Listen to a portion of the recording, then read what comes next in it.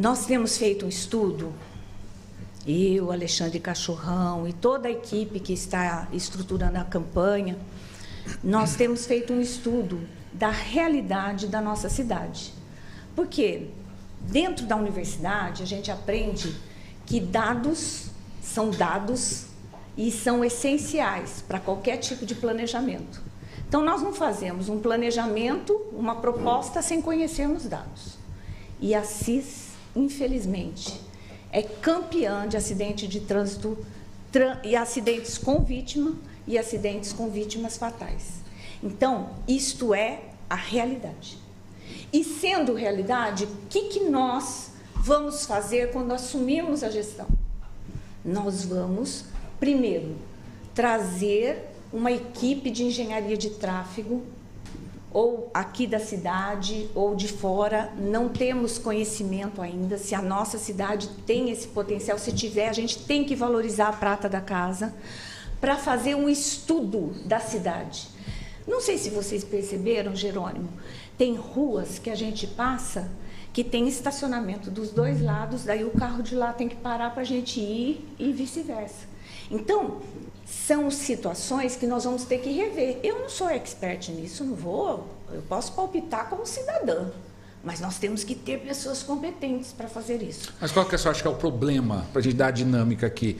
Porque muito se fala assim, ó, a cidade cresce, a cidade expande, tem muitos carros, a frota deve estar acima de 50 mil veículos na cidade de Assis. O que a senhora pensa, a cabeça da senhora, para a gente entender? O que eu penso é que a nossa cidade precisa de um plano diretor.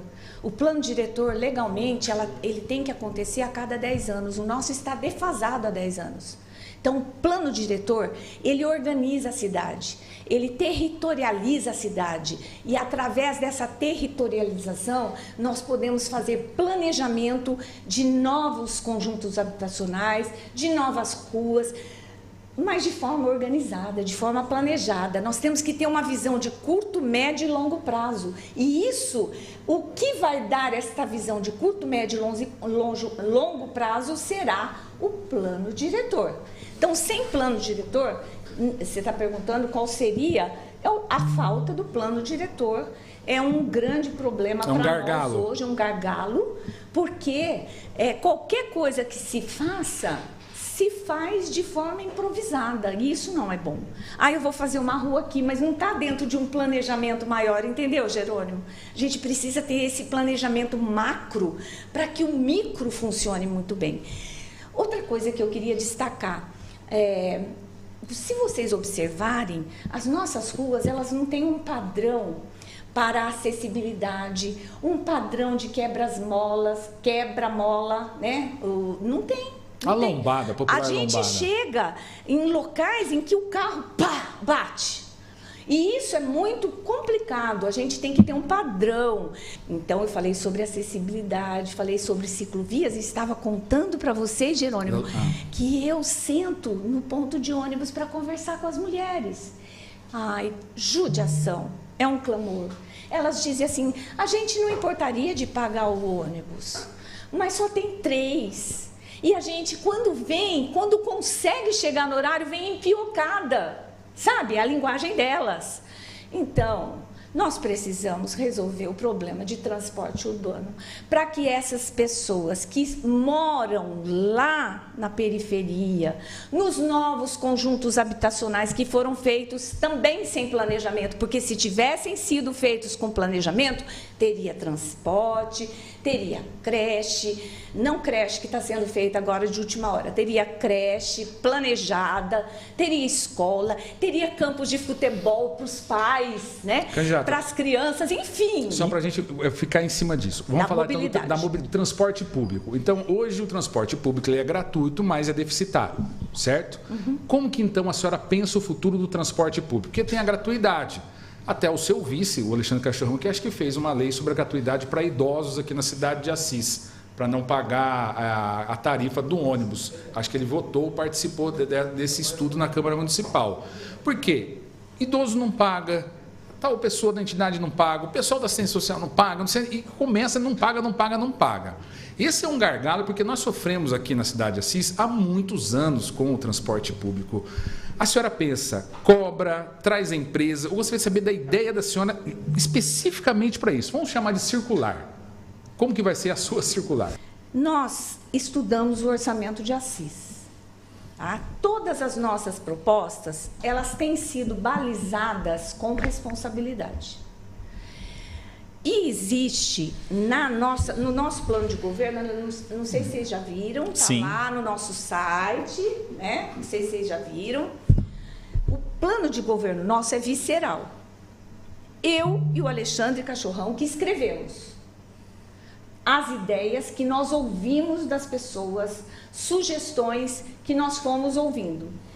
E o que nós vemos no orçamento é que existem brechas para que nós possamos incrementar o nosso transporte, as nossas circulares, sim.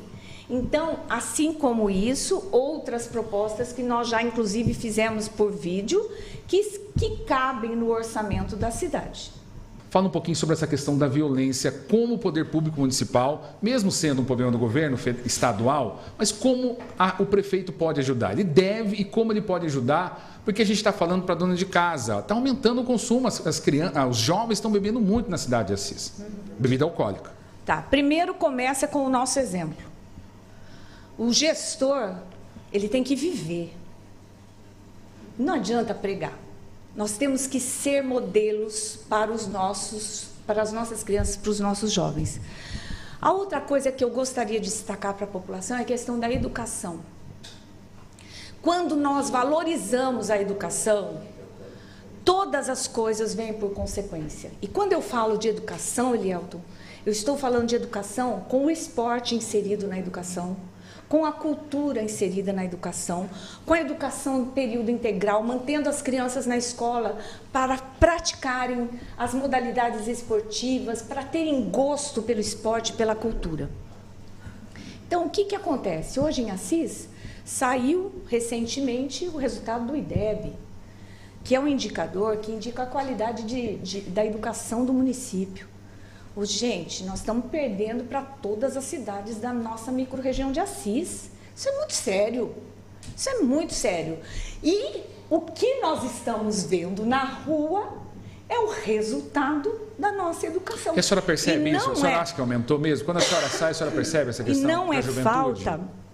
E não é falta de compromisso dos professores. É a filosofia que permeia o processo educacional. Então, nós vamos mudar a forma de levar a educação às crianças. E como que será essa forma, candidata? Fazendo a introdução de opções para essa criança e para esse adolescente. O adolescente, quando ele gosta, por exemplo, do judô, Jerônimo, ele quer lutar judô. Quando ele gosta do futebol, ele quer sair da escola ou ter boas notas para jogar futebol. Eu gosto do basquete, né? Quando sai da escola, e a gente era assim, só podíamos jogar basquete quando nós tínhamos boas notas. Então, gente, o que nós precisamos é mudar a concepção da nossa educação. Os nossos professores são incríveis.